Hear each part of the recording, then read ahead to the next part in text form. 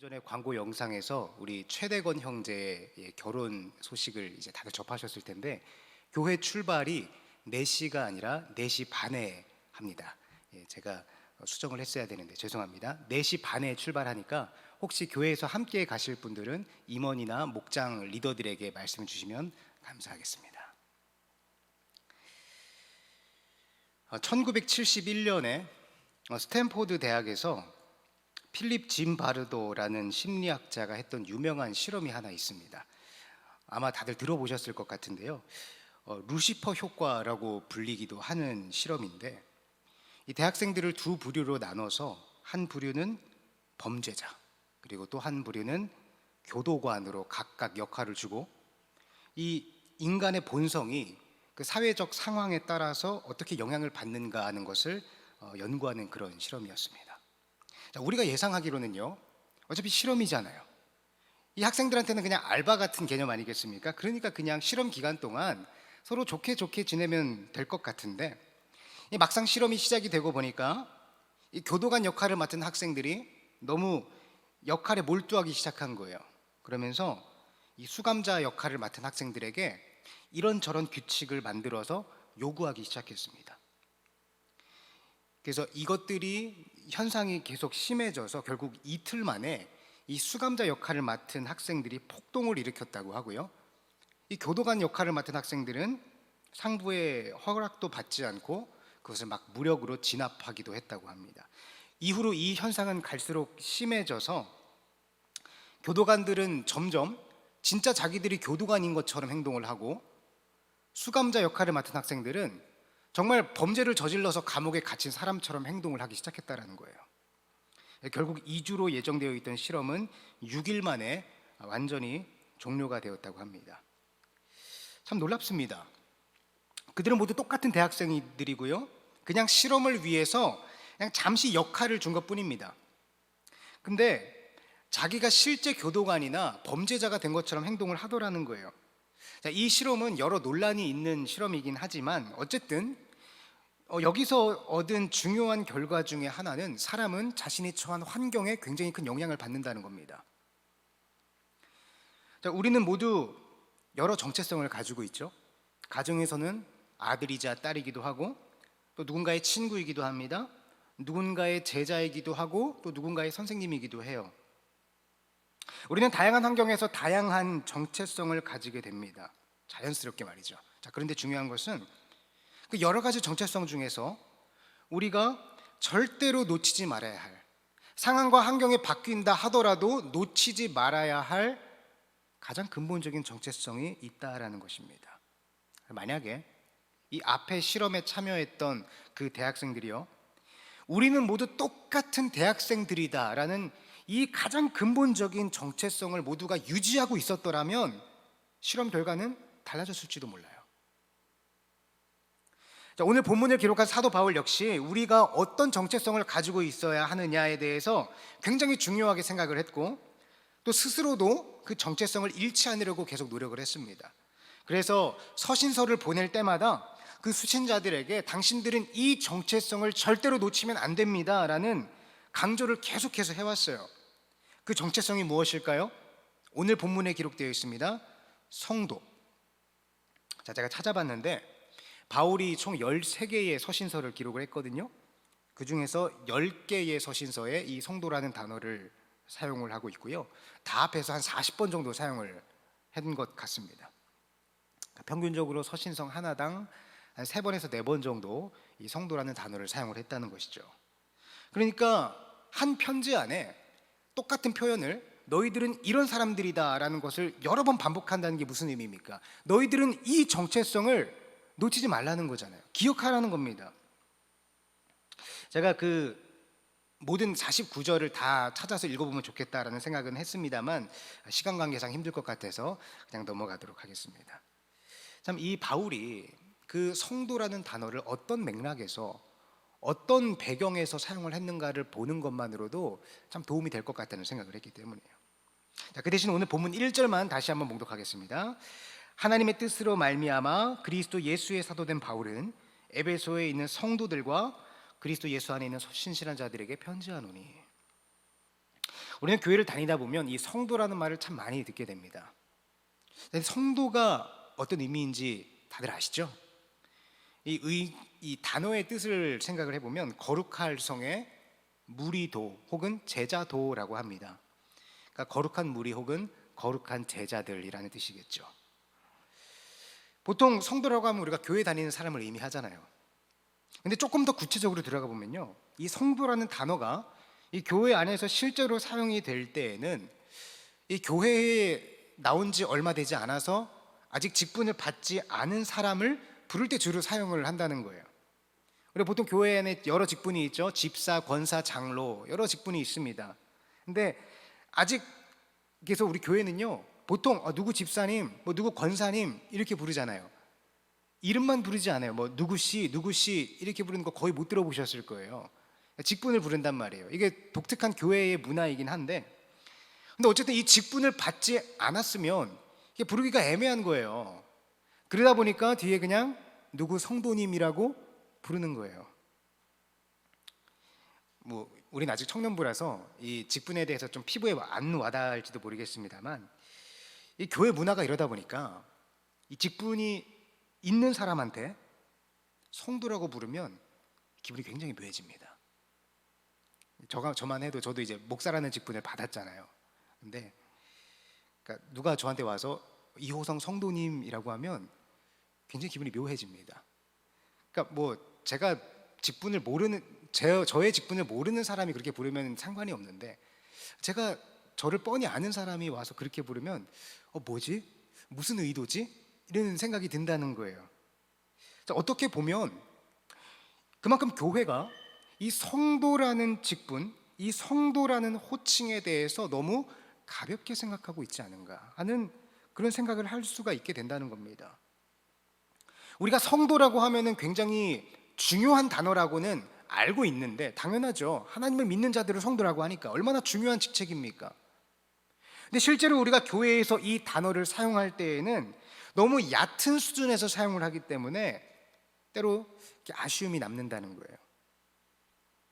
제가 이 성도라는 단어를 이 초반부터 이렇게 길게 말씀을 드리는 이유는 이 단어야말로 우리가 무엇과도 바꿔서는 안 되는 가장 중요한, 우리의 가장 근본적인 정체성이기 때문입니다. 제가 이번 기회에 우리 김현준 목사님하고 이 같이 갈래 컨텐츠를 이제 계속 만들면서 이제 2화는 이제 돌아오는 토요일에 이제 오픈이 될 예정입니다. 기대해 주시길 바랍니다. 이게 만들다 보면서 이제 몇몇 청년들과 깊은 대화를 나누다가 보니까 제가 공통적으로 느낀 게 하나 있어요. 그건 바로 이 사회에서, 이 현실 속에서 내가 그리스도인으로서, 기독교인으로서 살아가는 그 정체성에 대한 고민이었습니다. 사실 그렇지 않잖아요? 사실 그렇지 않습니까? 우리가 교회 나와서 예배를 드리고 이 설교를 들을 때는, 지금 이 시간에는 그래 맞아, 나는 하나님의 자녀야, 나는 그리스도인이야, 이런 인식이 어렵지 않게 들어오는데, 여러분들 이 교회를 문을 벗어나면 어떻습니까? 여러분들의 삶의 현장으로 돌아가면 어떠세요? 과연 어떻게 사는 것이 그리스도인의 삶일까?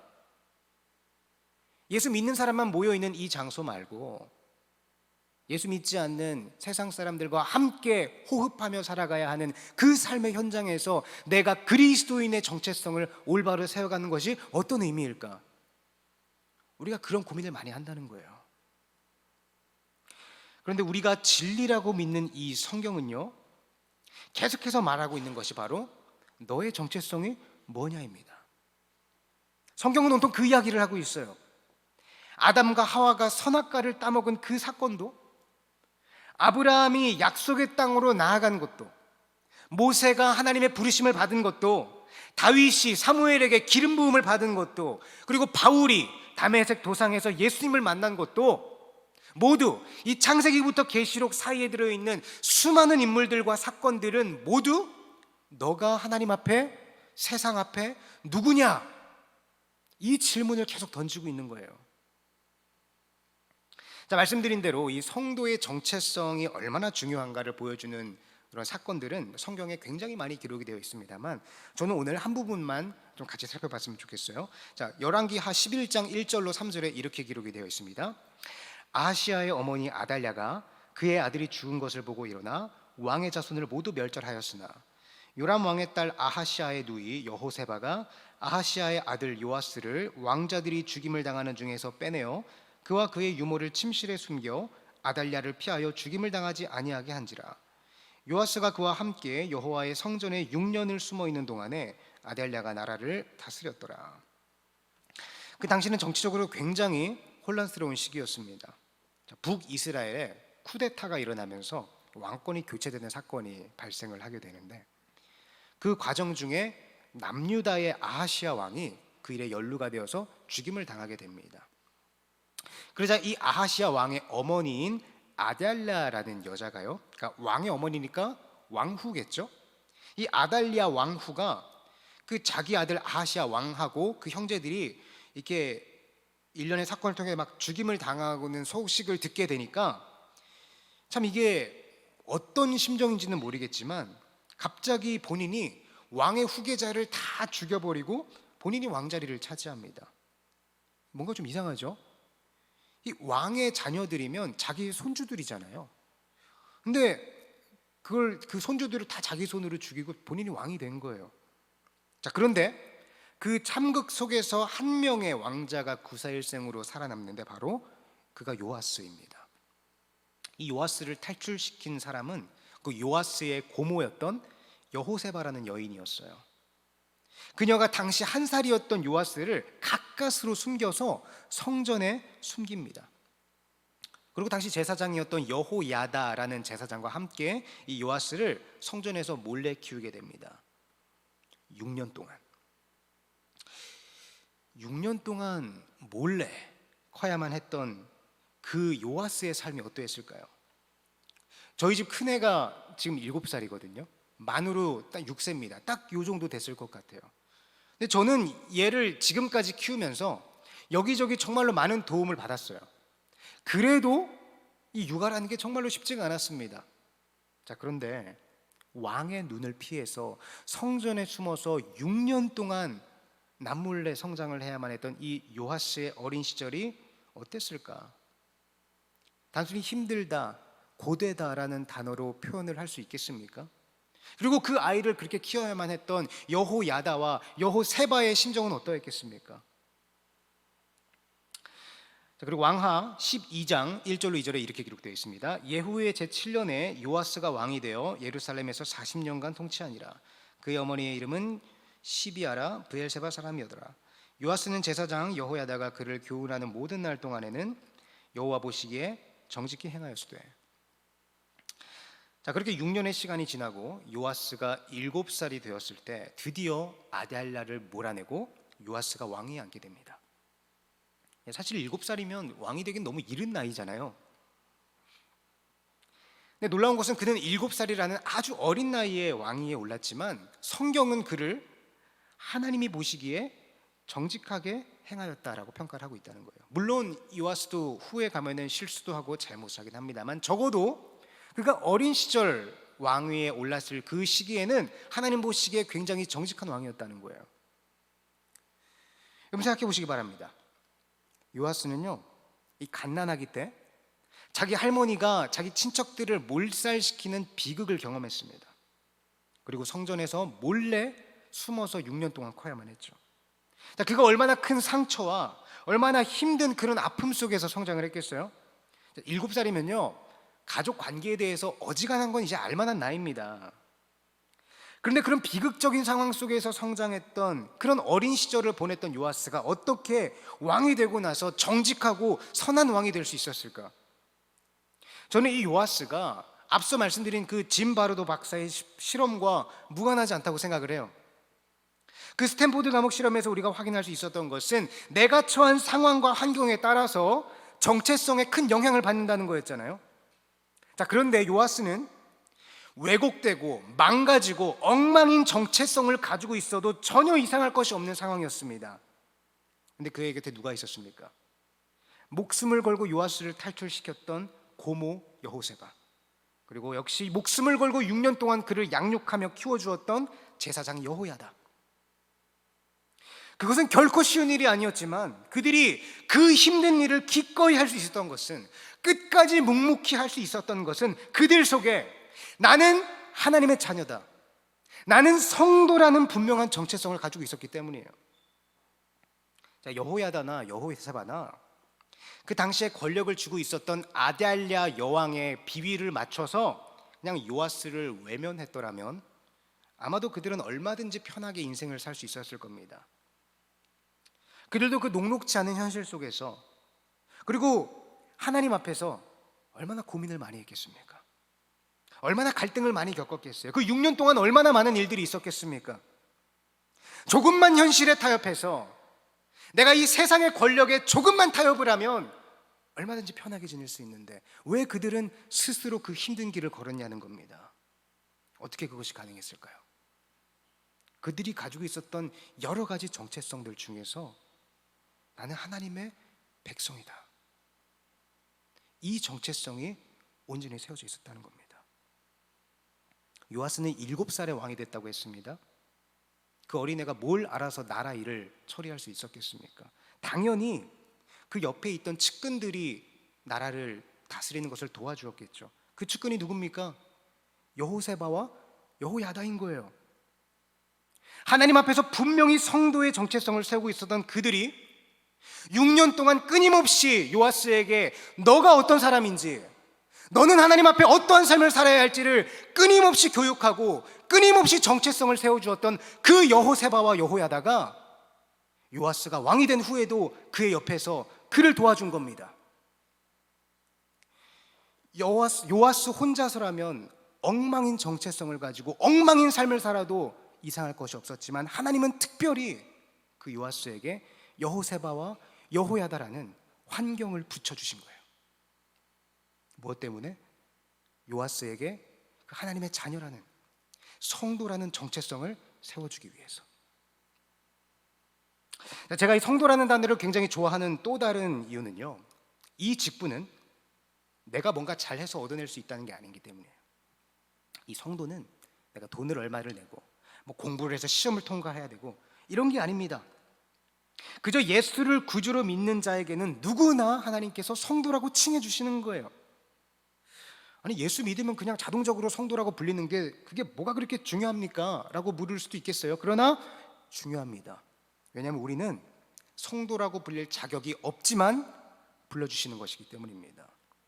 자, 성도는 거룩한 제자라고 했습니다. 거룩이 어떠한 의미를 가지고 있는지 아마 잘 여러 번 들어보셨을 거예요. 거룩의 원어적 의미는요, 무언가와 분리되어 있다는 뜻입니다. 그러니까 세상과 분리되고 세상과 구별되어서 하나님 편에 있는 것이 거룩이라는 거예요. 자, 문제는 우리가 그렇게 세상과 분리되어서 하나님 편에 서 있냐는 겁니다.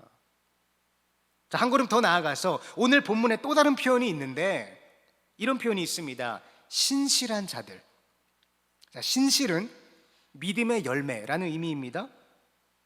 그러니까 거룩하고 신실한 자다라는 이 표현은 이 세상과 구별되어서 믿음의 열매를 날마다 맺어가고 있는 사람들이라는 의미라는 거예요. 그리고 바울은요, 이것이 중요합니다. 바울은 지금 이 에베소에 편지를 보내면서 너희들이 바로 거룩하고 신실한 자들이다라고 못을 받고 있다는 거예요. 뿐만 아니라 에베소서뿐만 아니라 여러 서신서에서 그는 이 동일한 표현을, 거룩한 자들, 신실한 자들, 성도들, 이런 표현을 계속해서 서신서에 쓰고 있습니다. 이게 굉장히 중요합니다, 여러분. 자, 저는 이때까지 이런 구절들을 볼 때마다 저 에베소 교회 사람들은, 저 교회 사람들은 바울이 이렇게 칭찬할 정도로 참 멋진 성도의 삶을 살았나 보다. 야, 난 어떻게 살 수 있을, 그렇게 살 수 있을까? 참 부럽다. 막연하게 생각을 해봤거든요. 근데 생각해보니까 뭔가 이상한 거예요. 왜냐하면 바울이 서신서를 보낸 이 대부분의 교회들 역시 여러 문제가 많았다는 겁니다. 고린도 교회, 갈라디아 교회, 데살로니가 교회, 모든 교회들은 도덕적, 윤리적, 교리적, 사회적 이런 문제들을 다 가지고 있었더라는 거예요. 그런데도 바울은 그런 교회들을 향해서 편지를 보내며 이렇게 인사를 하고 있다는 거예요. 그리스도 예수 안에 있는 신실한 자들에게 편지하노니. 저는 여기에 담겨있는 이 바울의 의도를 발견하는 순간 가슴이 뜨거워졌습니다. 그 의도가 뭘까요? 성도라 불릴 수 없는, 자격이 없는 사람들을 하나님께서 인정해주고 계신다는 거예요. 그냥 외면하고 그냥 버리셔도 아무런 할 말 없는 그런 자격 없는 우리들을 성도로 세워주시고, 그리고 거기에서 끝나는 것이 아니라 우리가 날마다 그 성도의 정체성을 더욱 더 세워나갈 수 있도록 이 교회라는 환경을 우리에게 선물로 주신 겁니다. 그래서 우리는 내가 뭔가 완성이 돼 있어서, 내가 뭔가 하나님께 내어놓을 게 있어서 성도로서 나아갈 수 있는 것이 아니라, 여전히 나는 아무것도 내놓을 수 없는 죄인일 뿐이지만 하나님께서 나를 세워주시고 성도라 칭해주시고 그 성도의 정체성을 유지하고 세워나갈 수 있도록 우리 든든한 교회를 허락하셨다는 거예요. 저는 돌아보게 됐습니다. 저도 이때까지 몇몇 교회를 거쳐오면서 제가 뭐 많은 교회를 겪은 것은 아니지만, 그래도 제가 경험했던 교회들도 역시 모두 크고 작은 문제들이 다 있었습니다. 우리 든든한 교회는 어떻습니까? 참 좋은 교회죠. 그런데 그렇다고 해서 우리 교회가 아무런 문제가 없는 완벽한 교회다라고 말할 수 있겠습니까? 지금 이 코로나 사태로 인해서 야기된 이 외적인 문제들부터 시작을 해가지고 우리 안에 속 깊은 이 터놓을 수 없는, 다 아뢰일 수 없는 그런 문제들이 얼마나 많이 우리 안에 있습니까? 그런데요, 오늘 바울은요, 우리를 향해서 이렇게 인사하고 있습니다. 든든한 교회에 있는 성도들과 그리스도 예수 안에 있는 신실한 자들에게 편지하노니. 우리가 완벽해서, 우리가 뭔가 준비가 되어 있어서, 우리가 받을 자격이 있어서 성도가 될 수 있는 것이 아니라, 나 역시 저 에베소 교회처럼, 저 고린도 교회처럼 여러 문제들을 안고 살아가고 있지만 하나님께서 우리를 자녀로 삼아주셨기 때문에 우리는 하나님 앞에 나아갈 수 있다는 겁니다. 그렇기 때문에 우리는 하나님께서 허락하신 이 교회를 통해서 우리 성도의 정체성을 날마다 세워나가야 한다는 거예요. 근데 많은 사람들이요, 이 하나님 앞에서 이 정체성의 의미를 깊이 고민하는 것보다는 당장 나에게 맡겨진 외적인 부분에 치중할 때가 더 많습니다. 우리도 한번 생각해 보시길 바랍니다. 임원으로, 찬양팀으로, 리더로, 교사로, 방송으로, 기타 등등 여러 봉사를 하면서, 혹은 봉사를 딱히 하지 않는다 하더라도 교회에 나와서 예배에 참여하는 지금 여러분들의 그 마음 안에 성도로서의 정체성을 깊이 고민하고 깊이 성찰하고 깊이 탐구하며 나아가는 그 고민이 얼마나 들어있는가. 왜냐하면 그런 외적인 봉사나 일은요, 눈에 보이거든요. 내가 뭔가 하고 있다고 느낄 수 있습니다. 뭔가 보여지는 결과가 있어요. 물론 그런 봉사들이 때로는 나를 힘들게 하기도 하고 때로는 나를 시험에 들기도 합니다. 결코 쉬운 일은 아닐 거예요. 그러나 적어도 그러한 일들은 눈에 보이기 때문에 동기부여가 된다는 거예요.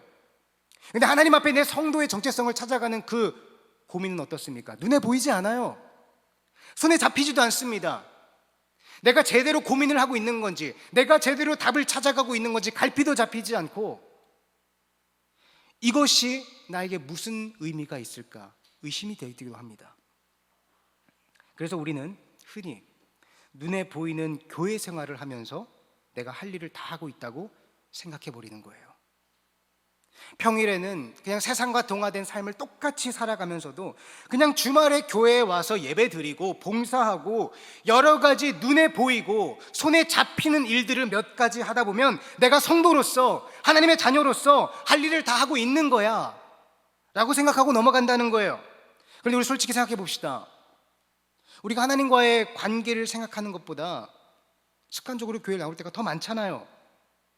우리가 여러분들이 현실 속에서 내가 이 대학에 가고 싶어서, 내가 저 직장에 들어가고 싶어서, 내가 뭔가를 얻고 싶어서, 내가 저 남자 저 여자의 마음을 좀 얻고 싶어서, 이런 것들을 위한 고민과 열정과 그런 고찰에는 우리가 얼마든지 내 삶을 내어놓고 있으면서도 과연 내가 하나님 앞에 내가 어떤 존재일까? 하나님이 내 앞에 어떠한 존재인가? 이것을 고민하는 그 시간이 그런 세상적인 것들을 탐구하는 거에 비해 너무 적지 않습니까? 우리가 왜 현실에서 신앙과 현실의 정체성 사이에서 갈등합니까? 내가 하나님의 구원받은 자녀라는 이 성도의 정체성이 온전히 세워져 있지 않다는 거예요. 1년, 2년, 5년, 10년 교회는 다니는데 그 정체성이 내 안에 온전히 세워져 있지 않으니까 그 정체성이 나를 끌고 가지를 못하는 겁니다. 그러니까 우리는 자꾸 세상에서, 외적인 것에서 자꾸 내 자신의 정체성을 찾는 거잖아요. 성경에 기록된, 그리고 기독교 2000년 역사 속에서 하나님께 자신의 인생을 걸었던 우리 신앙의 선배들의 발자취를 보면요, 그들은 단순히 예수를 오래 믿었다는 것, 교회에 많이 나가서 여러 가지 일을 한다는 것, 그런 것들을 내어놓지 않습니다. 물론 그런 것들도 중요하죠. 가치가 없다는 것이 아닙니다. 힘이 닿는 데까지 우리는 해야 됩니다. 그러나 그 이전에 구체적인 현실에서 하나님이 나에게 어떠한 존재인지, 내가 하나님 앞에 어떠한 존재인지를 철저하게 고민하고 성찰하며 찾아가는 그 씨름이 여러분들 안에, 내 삶 속에 반드시 필요하다는 겁니다. 성도의 직분은 세상의 직분과 다릅니다. 세상은요, 내가 뭔가를 성취해야만, 내가 뭔가를 해야만 그것과 비례해서 보상이 주어져요. 그러나 하나님의 직분, 이 성도라는 것은 이미 우리에게 허락되었습니다. 그리고 우리는 그렇기 때문에 어쩌면 이 성도라는 직책을 너무 가볍게 여기고 있었을지도 몰라요. 그러나 바울의 고백처럼 이 직분의 가치를 발견한 사람은요, 이 성도라는 이름의 무게가 얼마나 무겁고 중요한지 그것을 깨달은 자는 그때부터 그의 삶이 하나님 앞에 변화되기 시작한다는 거예요. 우리가 교회 생활을 앞으로 계속해서 더 지속해 나아갈수록, 그리고 여러분들이 이 청년의 시기를 벗어나서 여러 직분을 받으며 교회에 더 깊이 발을 담글수록 이 질문은 계속해서 여러분들을 따라다닐 겁니다. 저도 스스로 질문을 던져보았습니다. 목사가 먼저인가? 성도가 먼저인가? 저도 어느새 이 목사라는 타이틀에 갇혀서 말씀을 준비하고 여러 가지 교회 일, 사역을 해 나아가는 그런 외적인 일에는 많은 시간을 쏟고 있었지만, 정작 나라는 한 개인이 하나님 앞에 어떠한 마음으로 서 있었구나, 어떠한 존재이구나, 이러한 것들을 깊이 고민하고 하나님을 만나는 시간이 많지 않았습니다. 우리 안에 성도라는 분명한 정체성이 올바로 세워지지 않는다면요, 우리가 아무리 예수를 오래 믿어도, 아무리 교회에 많이 나와서 여러 가지 일을 한다고 하더라도 우리는 오늘 했던 고민을 나중에 똑같이 하게 될 여지가 많다는 것입니다. 빌 하이벨스라는 아주 유명한 목사님께서 쓰신 아무도 보는 이 없을 때 당신은 누구인가? 라는 책이 있습니다. 오늘 이 설교의 제목을 따온 책입니다. 제목만 봐도 이 책이 뭘 말하고 싶은지 감이 오시죠? 서두에 말씀드린 그 실험의 결과처럼 우리는 나 본연의 자아의 모습을 깊이 성찰하고 다듬는 것보다는 당장 내 주변을 둘러싸고 있는 형편과 상황에 따라 내 정체성을 정하며 나아갈 때가 참 많잖아요. 내가 어떠한 존재인지, 그런 상황과 여건에 구애받지 않고 나라는 존재가 분명히 어떠한 존재인지를 발견하지 못한 사람은 계속해서 휘둘릴 수밖에 없다는 겁니다. 우리가 하나님의 자녀로서 정체성을 분명히 세워놓지 않는다면 우리도 확실히 거하지 못할 때가 많다는 것입니다. 여러분, 내가 하나님 앞에 어떠한 존재인지, 하나님이 나에게 있어 어떠한 분인지를 깊이 고민하고 깊이 씨름하는 시간을 반드시 가지시길 바랍니다. 이 고민은 쉽게 끝나지 않을 겁니다. 누군가가 명쾌하게 대답을 내려줄 수도 없어요. 그래서 우리는 성경을 가까이 하고 말씀을 날마다 읽어야 하는 겁니다. 그래서 우리는 잘 되든 잘 되지 않든 하나님께 나아가는 기도의 시간을 반드시 가져야만 하는 거예요. 그래서 이 교회가 존재하는 것이고, 우리는 이 교회에 나와서 하나님을 나누고 하나님을 더 알아가는 것입니다. 아무도 보는 이는 없을 때 나는 누구인가? 누군가에게 여러분의 가장 근본적인 정체성을 선포해야만 할 때 여러분은 무엇을 선택하시겠습니까? 그것이 성도가 되기를 주님의 이름으로 축복합니다. 함께 기도하겠습니다. 우리를 구원하시고 여전히 부족함과 죄악 가운데 머물러 살아가고 있는 우리를 향하여 성도로서 불러주시는 하나님, 그에 감사합니다. 그러나 하나님, 우리는 이 성도라는 이름이 갖는 무게와 이 성도라는 이 의미가 갖는 그 의미를 깊이 깨닫지 않고 그저 외적으로 드러나는 교회 생활에 매진하여 왔음을 부끄러운 마음으로 교회합니다. 하나님, 이제는 교회 생활과 더불어 진정한 신앙 생활을 하기를 원합니다. 하나님 앞에 내가 어떠한 존재인지를 분명히 정체성을 세우기 원하고 세상에 나가 수시로 흔들리는 존재가 아니라 분명한 하나님의 인도하심을 따라 나아가는 성도로서 살아가기를 간절히 원하오니 아버지 붙들어 주시옵소서. 감사드리며 예수님의 이름으로 기도드립니다. 아멘.